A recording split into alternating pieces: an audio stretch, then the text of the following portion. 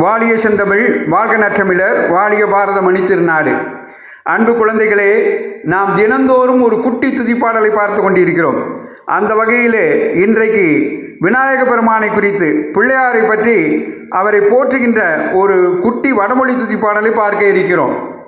இது விநாயகரின் உருவத்தை வர்ணித்து எல்லா காரியங்களிலும் எல்லா நேரங்களிலும் நமக்கு ஏற்படக்கூடிய இடையூறுகளை விளக்குமாறு விநாயகரை வேண்டுகிறது.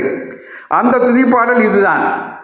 வக்ரதுண்ட மகாகாய சூரியகோடி சமப்பிரப நிர்விக்னம் குருமே தேவ சர்வ காரியேஷு சர்வதா.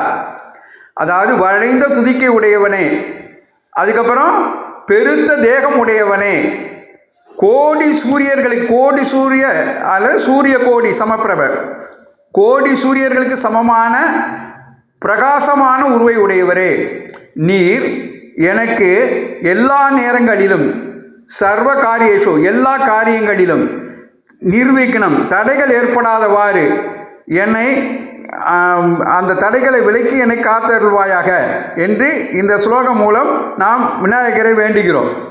இந்த ஸ்லோகத்தை வக்ரதுண்ட மகாகாய கோடி சூரிய சமப்பிரப, சூரிய கோடிங்கிறதுக்கு பதிலாக கோடி சூரிய சமப்பிரப நிர்விக்னம் குருமே தேவ சர்வ காரியேஷு சர்வதா என்றும் சொல்கின்ற வழக்கமும் நம்மிடம் உண்டு. எனவே இரண்டு வகையில் எப்படி சொன்னாலும் இறைவன் நமக்கு பலன் தருவாப்புல.